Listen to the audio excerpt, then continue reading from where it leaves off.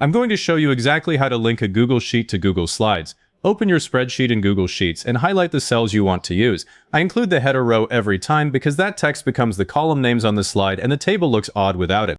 Now copy the range with Ctrl-C on Windows or Command-C on Mac. The blue border moves around the selection so you know it's copied. If your sheet has filters, make sure you select only the visible rows.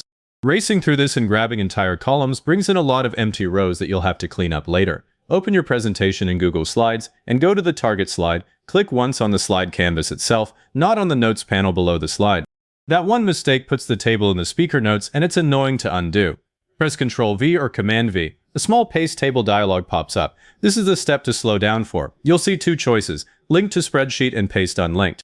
Paste unlinked looks like the normal paste, but I never use it here. It gives you a flat table that will never update when the sheet changes. Choose link to spreadsheet, then click paste. The table drops onto the slide with the sheet's text and formatting. If it comes in wider than the slide, drag a corner handle to scale it down. That resize doesn't break the link because the connection is tied to the source range, not the table size. Click the table once and you'll see a small link icon, usually in the top right corner. That's the fastest way to confirm it's actually linked.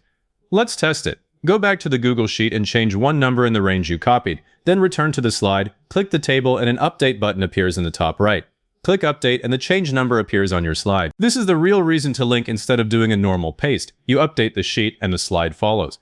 One thing that breaks this later, if someone deletes the source spreadsheet, the table on the slide loses its data source and stops updating. If you need to point the table somewhere else, select the table, click the link table icon in the top right, and choose unlink. Then paste the new range again and pick link to spreadsheet. If this got you linked, give the video a like, subscribe for more Google Workspace tutorials, and leave a comment saying this was helpful. Comments are what push this to other people searching for the same thing.